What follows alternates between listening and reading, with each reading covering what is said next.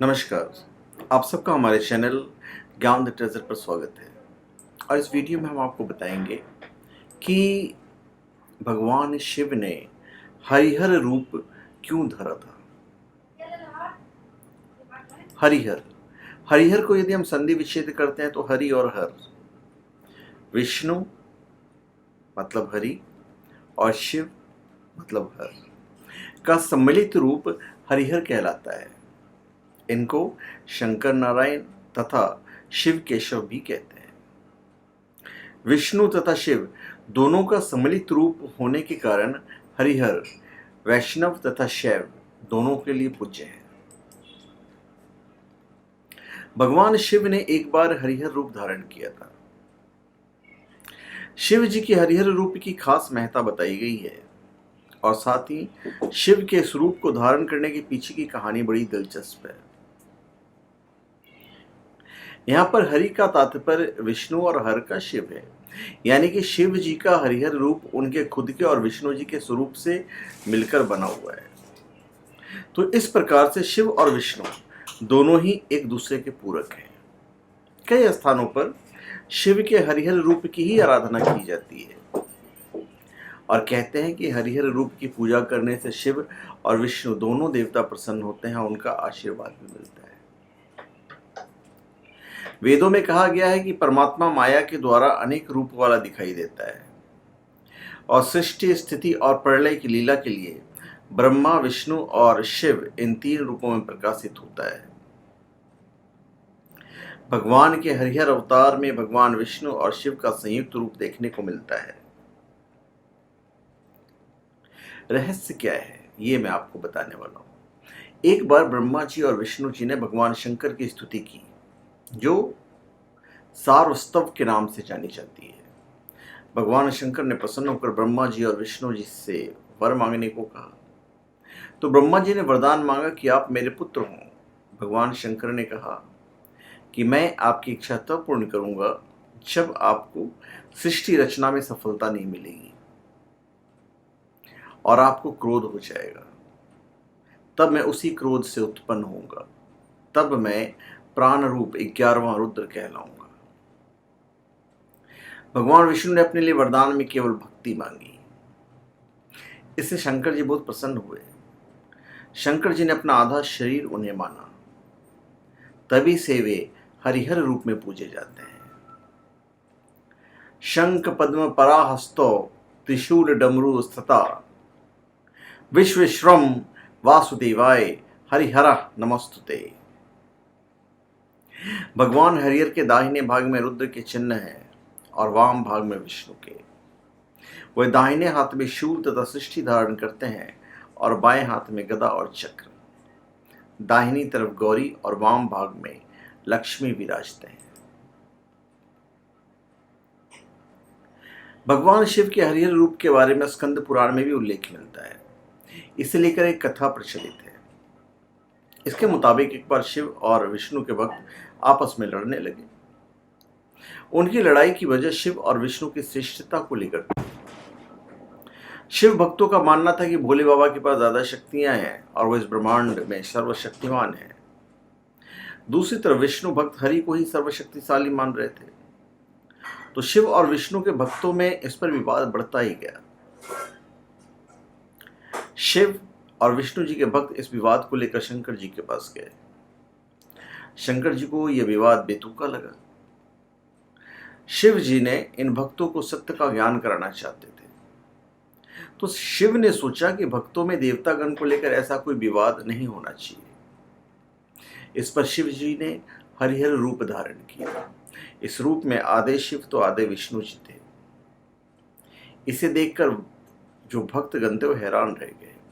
भक्तों को समझ में आ गया कि शिव और विष्णु में अपनी शक्ति को लेकर कभी विवाद नहीं होगा और देवतागण एक दूसरे के पूरक हैं। तो पुराणों में ये कहा गया है कि शिव और विष्णु एक दूसरे की अंतरात्मा हैं और निरंतर एक दूसरे की पूजा, स्तुति और उपासना में संलग्न रहते हैं। शिवस्य हृदय विष्णु, विष्णुश्च हृदय शिव। अर्थात भगवान शंकर के हृदय में विष्णु का और भगवान विष्णु के हृदय में शंकर का बहुत अधिक स्नेह है। भगवान शिव श्रीहरि के अनन्य भक्त परम वैष्णव हैं, अतः उनके लिए कहा जाता है कि वैष्णवाणाम यथा शंभु, अर्थात वैष्णवों में अग्रणी शंकर जी ही हैं। कई विद्वान शिव और विष्णु को अलग मानते हैं। 2500 साल पहले शिव को मानने वाले को अपना अलग पंथ शैव बना लिया था, तो विष्णु में आस्था रखने वालों ने वैष्णव पंथ, किंतु शिव और विष्णु अलग होकर भी एक ही हैं। विष्णु पुराण में विष्णु को ही शिव कहा गया है, तो शिव पुराण के अनुसार शिव के 1000 नामों में से एक है विष्णु। शिव विष्णु की लीलाओं से मुग्ध रहते हैं और हनुमान के रूप में उनकी आराधना करते हैं। विष्णु अपने रूपों से शिवलिंग की स्थापनाएं और पूजा करते हैं और दोनों में परस्पर मैत्री और आस्था भाव है, तो दोनों एक ही हैं। भगवान शिव ने श्रीहरि के चरणों से निकली गंगा को अपने जटाचूत में बांध लिया और गंगाधर कहलाए। शिव तामस मूर्ति हैं और विष्णु सत्व मूर्ति हैं, पर एक दूसरे का ध्यान करने से शिव श्वेत वर्ण के और विष्णु श्याम वर्ण के हो गए। वैष्णवों का तिलक उदरपुंड त्रिशूल का रूप है और शैवों का तिलक त्रिपुंड धनुष का रूप है। अतः शिव और विष्णु में भेद नहीं मानना चाहिए। हरि और हर दोनों की प्रकृति एक ही है। शिव सहस्त्रनाम में भगवान शिव के चतुर्बाहु हरि विष्णु आदि नाम मिलते हैं और विष्णु सहस्त्रनाम का पाठ करने पर भगवान विष्णु के सर्व शिव और अस्थानु आदि नामों का उल्लेख है, जो भगवान शिव के नाम है।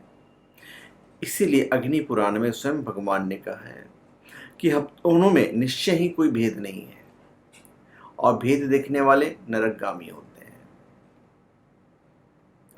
हिरण्यकश्यपु दैत्य का वध करने के लिए भगवान विष्णु ने नरसिंह का रूप धारण किया और जब वे आवेश में अत्युग्र हो गए तो भगवान शिव ने ही शर्भावतार लेकर शांत किया था। तो दोनों में कहने का मतलब है कि कोई भेद है ही नहीं। रामचरितमानस के लंका कांड में तो विष्णु रूप भगवान श्री राम ने शंकर जी से अपनी अभिन्नता बताते हुए स्पष्ट कर दिया है। शिवद्रोही मम दास कहावा, सो नर सपने मोहि न पावा। शंकर प्रिय मम द्रोही, शिवद्रोही मम दास। ते नर करहि कलप भरी घोर नरक महोपहास। ब्रह्मवैवर्त पुराण में भगवान श्री कृष्ण स्वयं शिव जी के प्रति अपने श्रद्धा भाव को व्यक्त करते हुए कहते हैं कि देव, मेरा आपसे बढ़कर कोई प्रिय नहीं है, आप मुझे अपनी आत्मा से भी अधिक प्यारे हैं। दोनों की मिलन की कथा भी है जो मैं आपको बताना चाहूंगा और मैं बताऊंगा। स्वयं विष्णु शिव को अपना भगवान कहते हैं, हालांकि दोनों के काम बटे हुए हैं। शिव प्रत्यक्ष रूप में किसी की आराधना नहीं करते, बल्कि सबसे मैत्री भाव रखते हैं। हाँ, वो शक्ति की आराधना जरूर करते हैं जो कि उन्हीं के भीतर समाई हुई है। तो शिव और विष्णु ने अपनी एक रूपता दर्शाने के लिए ही हरिहर रूप धरा था, जिसमें शरीर का एक हिस्सा विष्णु यानी हरि और दूसरा हिस्सा शिव यानी कि हर है। दोनों के मिलन की कथा हम आपको बताते हैं। एक बार बैकुंठ में श्रीहरि ने स्वप्न में शंकर जी को देखा तो निद्रा भंग होने पर वो लक्ष्मी जी सहित गरुड़ पर सवार होकर कैलाश जी की ओर चल दिए। इसी प्रकार कैलाश पर शंकर जी ने स्वप्न में श्रीहरि को देखा तो निद्रा भंग होने पर वे पार्वती सहित नंदी पर सवार बैकुंठ की तरफ चल दिए। मार्ग में श्रीहरि और शंकर जी की भेंट हो गई। दोनों हर्षपूर्वक गले मिले। फिर श्रीहरि शंकर जी से बैकुंठ चलने का आग्रह करने लगे और शंकर जी से विष्णु जी से कैलाश चलने का आग्रह करने लगे। बहुत देर तक दोनों एक दूसरे से यह प्रेमानुरोध करते रहे। इतने में देवऋषि जो नारद जी थे बिना बजाते हुए आते हैं और हरि गुण गाते वहां पधारते हैं। तब पार्वती जी ने नारद जी से इस समस्या का हल निकालने के लिए कहा। तो नारद जी कहते हैं कि मैं इसका क्या हल निकालूं, मुझे तो हरि और हर एक ही लगते हैं। जो वैकुंठ है वही कैलाश है। तो अंत में तय ये हुआ कि पार्वती जी जो कह दें वही ठीक है। पार्वती जी ने थोड़ा विचार करके कहा कि हे नाथ, हे नारायण, आपके अलौकिक प्रेम को देखकर तो मुझे यही लगता है कि जो कैलाश है वही वैकुंठ है और जो वैकुंठ है वही कैलाश है। इनमें केवल नाम में ही भेद है। आपकी भार्याएं भी एक ही हैं, दो नहीं हैं। जो मैं हूं वही श्री लक्ष्मी है और जो श्री लक्ष्मी है वही मैं हूं। अब मेरी प्रार्थना है कि आप लोग दोनों ही अपने अपने लोक को पधारिए। श्री विष्णु यह समझे कि हम शिव रूप से वैकुंठ जा रहे हैं और महेश्वर यह माने कि हम विष्णु रूप में कैलाश गमन कर रहे हैं। पार्वती जी के वचनों को सुनकर दोनों देव हर्षित होकर अपने अपने धामों को लौट गए। तो विष्णु और शिव दोनों एक ही हैं और यही इनका हरिहर स्वरूप है। तो धन्यवाद। आप सबको हमारे चैनल पर स्वागत है। आप हमारे चैनल पर सब्सक्राइब करें और अपने कमेंट दीजिए। धन्यवाद।